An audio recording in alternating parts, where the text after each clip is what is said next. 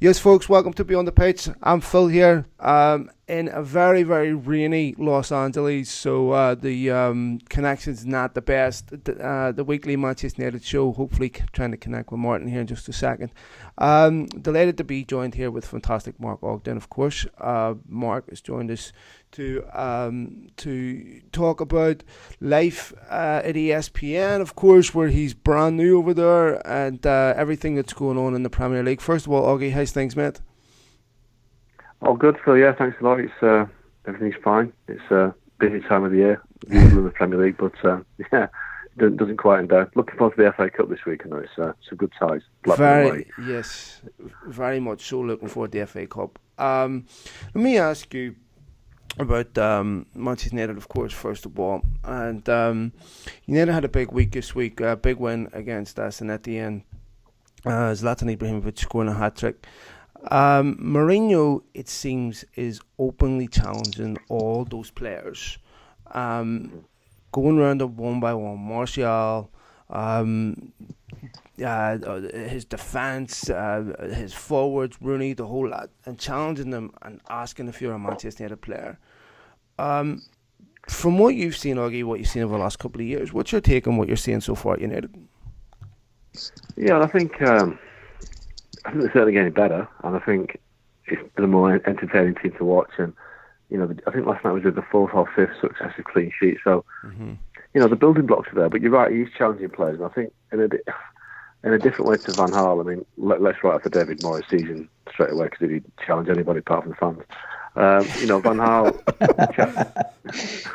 Van Gaal challenged him in a different kind of way. He almost challenged him to understand what he wanted, and I think he was just so confusing and so micromanaging that the players lost their stomach a little bit. And I think, Mourinho's inherited a squad of players that have probably been quite scarred and damaged by the last 2 or 3 years because, certainly the ones that have been around under the Ferguson era, but they were basically left to get on with it at the Fergie, and then things changed in the Moyes and Van Gaal. And you've got a group of players who were kind of waiting for the new manager to come in thinking, what's this one going to be like? And Mourinho's been, from day one he's been the boss, and it's not been easy for people like Memphis Depay and Schneiderlin who just couldn't handle it. And Mourinho found out pretty quickly that they weren't up to it. So, but you're right, he's challenged Mkhitaryan, he's come through it. Martial seems to finally be coming through it. You see, last night's performance suggested that he's now a Mourinho style of player. Juan Mata, people thought he was going to have a difficult time. He's proved himself. Even Fellaini, I think the one that we're still waiting for is Luke Shaw. He's the one that's the last guy on the rank, I guess. And he's, you look at the next two games, and Blackburn in the FA Cup and St Etienne with a 3-0 lead. If he doesn't play any of those games, he's going to start thinking that it doesn't look good for him. But they are two good games for him to play, and I'll certainly want them if he can. Yeah, Mark, hey mate, it's Martin here. How you doing?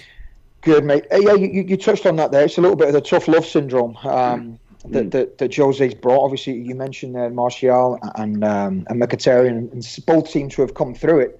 And the one we're waiting for is Shaw. We seem to have been saying that for a few weeks now about if he doesn't play this week, then I'd be concerned. It just seems to be dragging on and lingering a little bit more now. Do you think there's anything in that, any kind of mental hangover from this injury, or is it something completely different? Well, I was looking at his stats today. I did a piece on it today. I was looking back, and this is his third season, and he's played, I think, he's made 42 appearances. Now, his first year was disrupted by injuries and fitness issues, and the second year was obviously ruined by that broken leg. So, I think he was maybe 18, 19 when he arrived at United, and he's not. They're the kind of the key years for a player to develop, and he's not been able to develop tactically or physically. And I think the one thing that I think about Luke Shaw is that he's still quite naive defensively at times. He kind of switches off, and I think he's lost 2 really valuable years to learn the game. I think Mourinho, when he left at Mkhitaryan, he kept stressing that he needs to learn the game. He needs to tactically get better. And I think it's the same with Shaw. I think tactically he has to learn the position, because there've been times when I've seen him play at left back and he's been stuck in the halfway line when the other team are attacking, and it's just way too out of fight position. But the one thing in his favour is that, well, the two things in his favour, he's young, and he's the only out and that left back on the books, because Blint, Rojo and Darmian at left backs they're filling in. So if the penny can ever drop with Luke Shaw and he can get himself fully fit, then he's got a lot in his favour. But like I said, Blackburn away in the FA Cup, a team that's struggling at the bottom of the Championship, and an SEN team that's got over to the 3-0 deficit.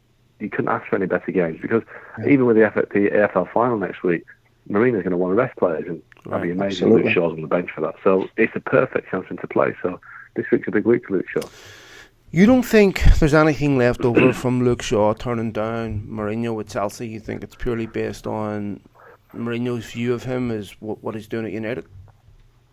I think so, because look, if Mourinho was as keen to sign him at Chelsea as we believe he was, then he obviously rates him as a player, and he thinks that he's a valuable addition to a squad. So, Mourinho's pragmatic and he's a manager who wants to win things. He's not going to dump a player because he didn't sign from his former club. He's going to think, well, I missed out then, but I've got lucky this time, I've got him back. So if Mourinho thinks he can do the job, and I'm told he does, but he's still got to iron out a few flaws. If he thinks he can do the job, then he'll play him. He won't just cast him aside because he turned down a move 2.5 years ago because Man United are going to pay him a stupid amount of money, and he wasn't going to turn that down. I mean, United just blew everybody out of the water because they were desperate.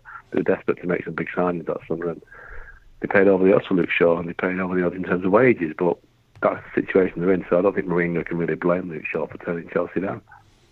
Well, I think if anything this season, Jose's shown that he's not going to cast anybody aside, and I think Schweinsteiger's kind of proved that if he knuckles down and keeps going, then he's going to get a chance.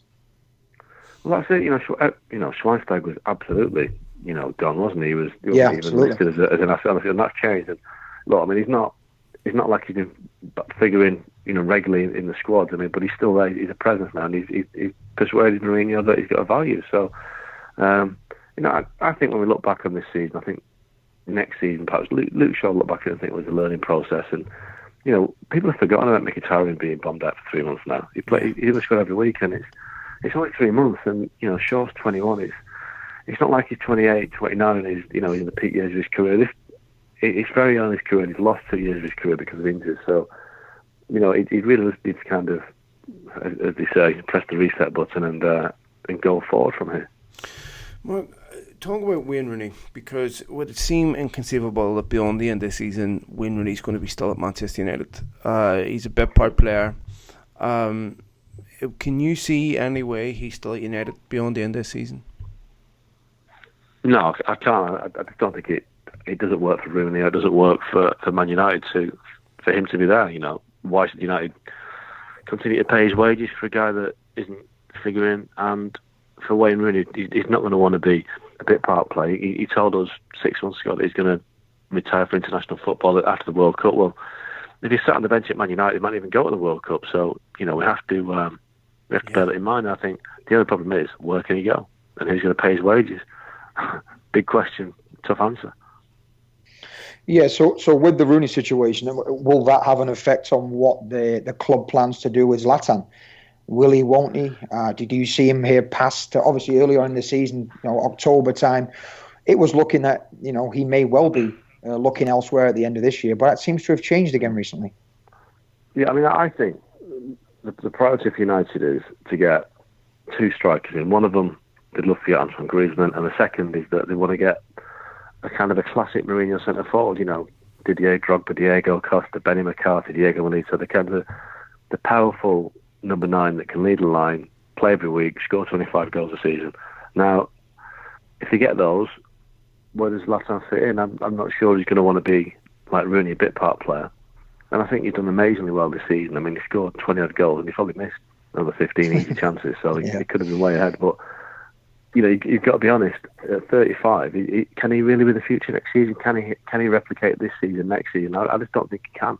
I think we've seen signs that his movement isn't great. He's not the quickest. So against the best teams, he does kind of get nullified a bit. So United need to look at, finding the next Ruud van Nistelrooy, which isn't the easiest thing in the world to do. But that is the priority. So I think with Zlatan, I think anything can happen. I think he could stay, once he could go. I just think it depends what they bring in. But if they win the Europa League in Stockholm, what way to go? It would appear that Anthony Martial is back in his good books, and there seems to be some conflict with what's going on the left-hand side there. He's got 2 very, very talented young players. The Times wrote an article this week, Mark, where they said that Marcus Rashford was unhappy, wanted a new contract.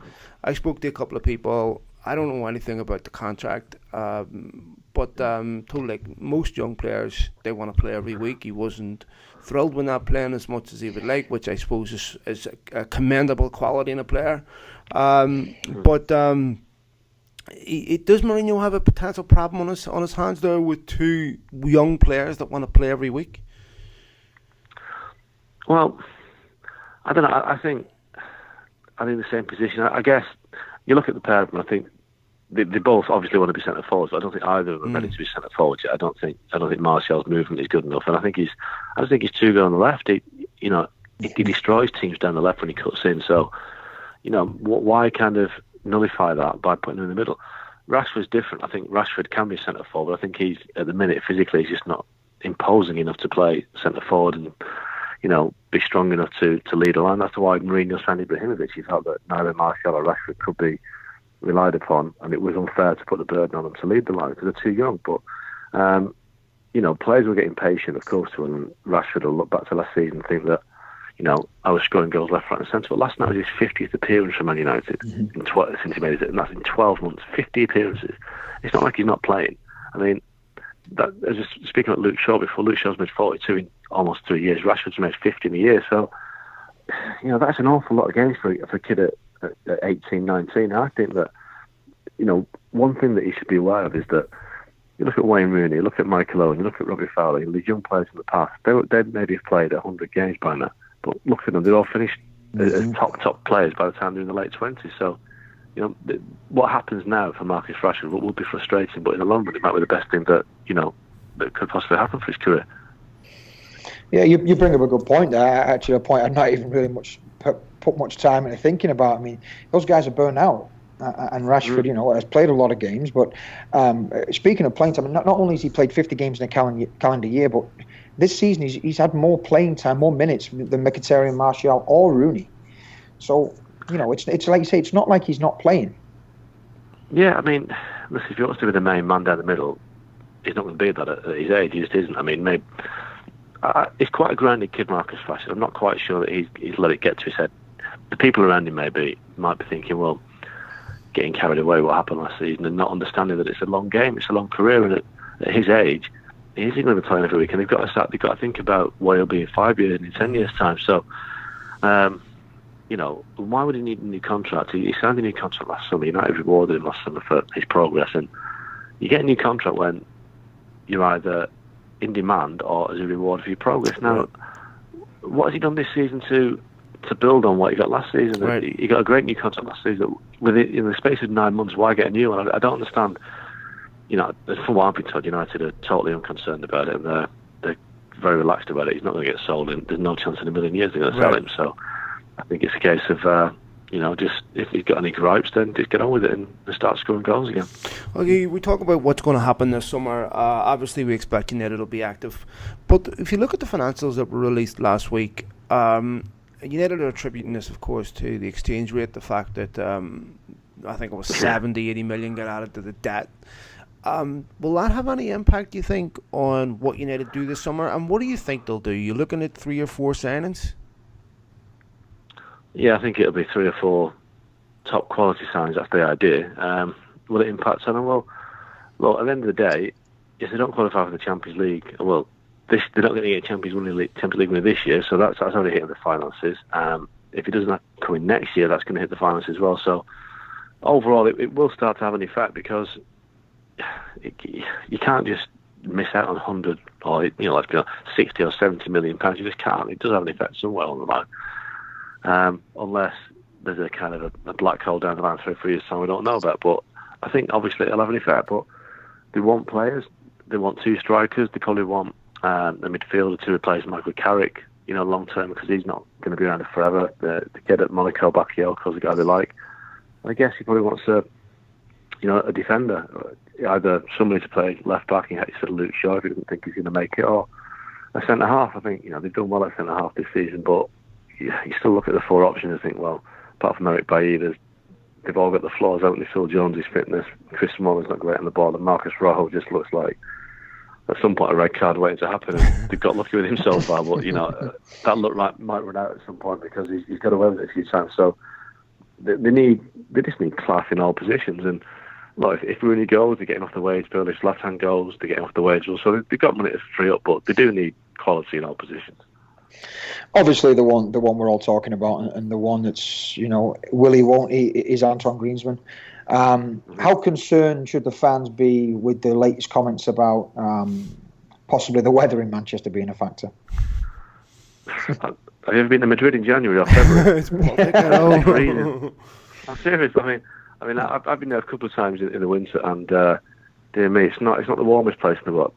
When I saw those comments, I was more thinking, well, that to me just sounds like a deflection tactic. Get off me back. I'm going somewhere, but I don't want to start talking about it, because what he also said was, I can't go to Real Madrid because I play for Atletico. I can't go to Barcelona because I've got Suarez, Neymar, and Messi. And he basically went through about 7 or 8 clubs where he couldn't go, and then he basically said, "Oh, but I don't like the rain." Well, I don't know where he's going to go. It doesn't rain.